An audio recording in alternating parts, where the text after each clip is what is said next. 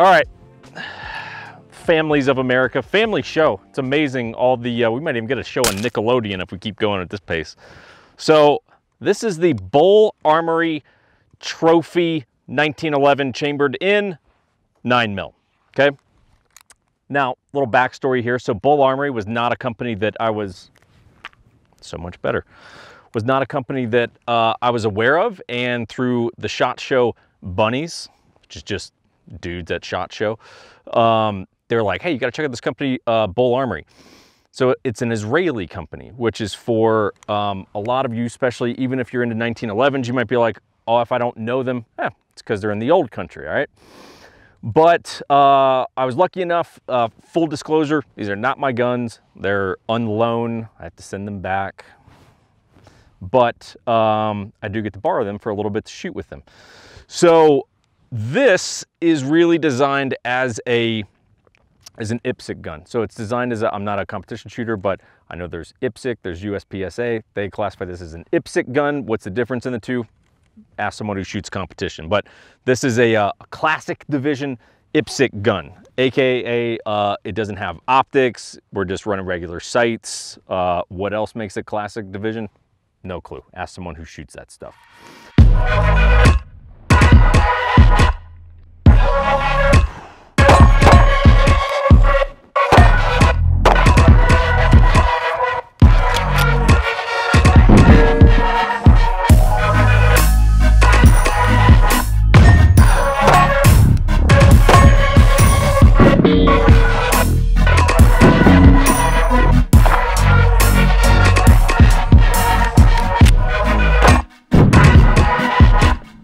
Okay, so let's just take a little tour here of the Trophy 1911. So I'm just gonna go from bottom all the way up top and forward. So starting at the bottom, so gun's chambered in 9mm, so it's single stack 9mm, which if you watch any of my reviews, especially as they pertain to 1911s, you will know that my favorite thing to shoot is a single stack 1911 chambered in 9mm. 45 is amazing, it's classic, but in terms of pleasant to shoot, it's tough to find things better to shoot than this. Have I shot single stack 9mm that I would say are a little flatter than this? Yes, but at a significant price difference, okay? And we're gonna come to that in a little bit because these guys are operating in an interesting category price-wise. So we got single stack 9mm, takes 10 rounds. So if you're used to your standard 8 on 45 1911s, you've got 10 on this. We've got a magwell down there that frankly is actually really solid. It's really solid at helping to guide, you know, what you'll hear people say about reloading 1911s. It's putting a box into a box, right? It's just not a super ergonomic platform to reload quickly. And that magwell does help send that mag home. You've got G10 grips. You've got a checkered front strap. So if, you know, again, these are like kind of 1911 code. If you just shoot polymer guns, what you would think of as stippling, we think of as checkering on a front strap. So that's what that is. You've got a nice little undercut that's happening here that is smooth, not checkered, which is nice, which is where that finger, for you righties, which is where that finger goes. So that finger is the one that's rubbing right there. And it's actually quite nice, okay? One issue that I'm having that is just unique to lefties is if this winds up in any footage, if you're like, why did you just shoot the gun and the mag automatically dropped? So they've got, look, most people are not building guns with lefties in mind. It would be nice if you guys understood that lefty lives matter, but most of you don't. So they've got this extended mag release that's pretty beefy, which again, if you're shooting competitions and you're a righty, right, and you're shooting, that's gonna be a really nice big surface area. There's human beings out here today, okay.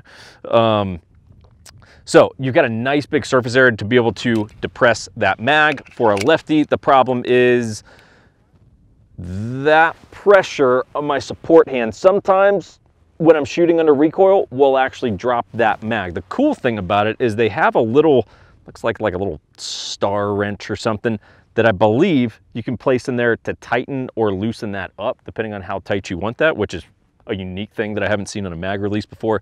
That's pretty cool. They've got an ambi safety, which, hey, thank you someone for at least taking that into account on the lefty front. It's good, it's tactile. I hate safeties that feel shitty for the lefty side of the gun. They got a nice mag release, slide release. I really like what they did this. So they actually added some texture to that. That way, as a lefty, when I'm dropping that, I actually have some traction. And if you're a righty, I'm assuming you're probably using your support thumb. Again, I like that traction. Let's talk about, so obviously we got rear serrations, front serrations, which would be pretty standard. But we've got rear front serrations. They're good, they're grippy. Nothing notable, just, you know, good serrations. No real top treatment, right? So we just got a rounded top. There's no, you know, serrations or lightning cuts or any of that stuff going on up here. And then sights. So we've got a fiber front sight and we've got a blacked out rear sight. It's an adjustable rear sight. Not my thing. I'm just not an adjustable rear sight guy. For some of you, you might be, but you can adjust really windage and elevation. Actually, yeah, you can do windage and elevation on this. Look, I just like a solid ledge front sight. You can still rack that off of clothing or, you know, boot or a rock or whatever. So it's enough of a ledge. You can still get something on it, but it's not as much of a hook as some, you know, more combat, you know, oriented front sights. One thing that I'm actually a giant fan of, so I threw some oil on this last night, and they're takedown pin, not takedown pin, basically, you know, the slide release that has to come out in order to break down the gun. It's got this nice knob over here, so you can actually just push that thing through and not have to like get in there with a Q-tip and poke the thing through. It's actually nice. I don't know why more 1911 companies don't do that. And then obviously you've got a bushing, pretty standard stuff going on there. See if we can get a hit back here. All right, that's about 60. That's about my threshold. Couple little things I would point out. No issue with the gun. It's just designed as a competition gun, so you're not going to get a rail on this. So if you're like looking at this, maybe this is a gun I'll carry or throw it on the nightstand as a bedside gun. Personally, I'd like to run a light on the gun. So just know, again, more designed for competition where you're not going to need a light. So no rail on that gun. One other thing I'll tell you. So there's a fairly tight, as would be the case with any good 1911, the barrel lockup is pretty tight, okay? So it's not like you can't move it, but you've got to give it a little bit of pressure to get the thing to go back. So a risk you could run is if you're going to press check that first round, because there's a little, you got to give it a little juice while this thing's still breaking in, you could potentially malfunction your gun like that, right?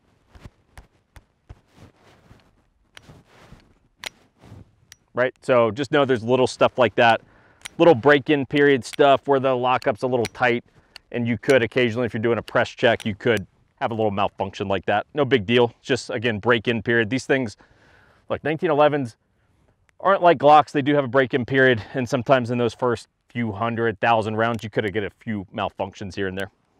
Okay, so of interesting note to me is where they've priced this thing. So the MSRP on the classic trophy is $1,750.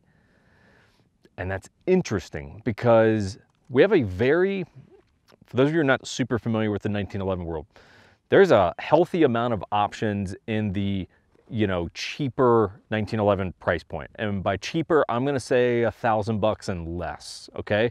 And yes, you can actually get some good guns inside of that. You could, especially on the secondhand market, you can definitely go get some good stuff, you know, but it's like, there's the Rock Islands and there's the stuff like this. You could probably go get some Springfields. There's some Colts.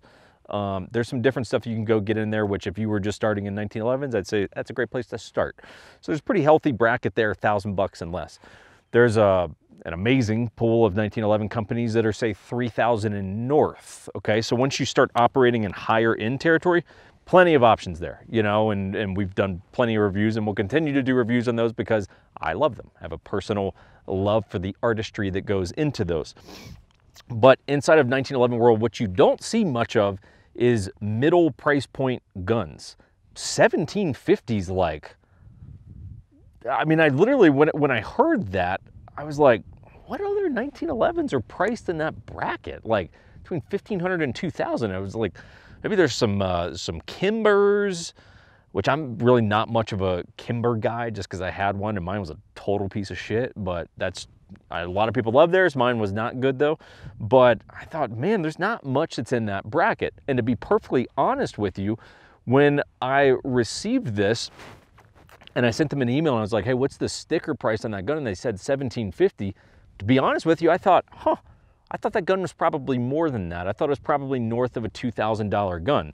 And take that for what it's worth, because it's actually a compliment. I think you're getting a pretty good bang for your buck here, okay? Earlier, I made a comment to say, hey, single stack 9mm 1911s are amazing to shoot. Have I shot ones that were better to shoot than this and more flat? Yes, I have. But I have not shot them inside of that price bracket. Yeah, I've shot, go shoot an Infinity or something like that, where you go, yeah, it's a $6,000 gun. Yeah, it's shot like better than anything you could possibly imagine. Did it shoot better than this? Yeah, of course. That's 3 times as much. Inside of 1750, I was like, man, what a interesting price point. And the reason I think you guys can believe me when I tell you I think it's a good bang for your buck is I got to ship this thing back in a couple days, okay? It's not mine. Like, it's that, like, I'm not getting paid to do this review. I don't get free guns, gear, any of that stuff. It's just like, this thing's just on loan, you know? I paid the transfer cost on it, you know? So it's like, there's no incentive for me to tell you that this thing is better than what I actually think it is. It's really legit. Would I change some stuff? Sure, but little stuff. Honestly, I go, okay, maybe I put on different colored grips. Who cares? That's bullshit. Go spend 60 bucks on some grips if you want to swap out grips.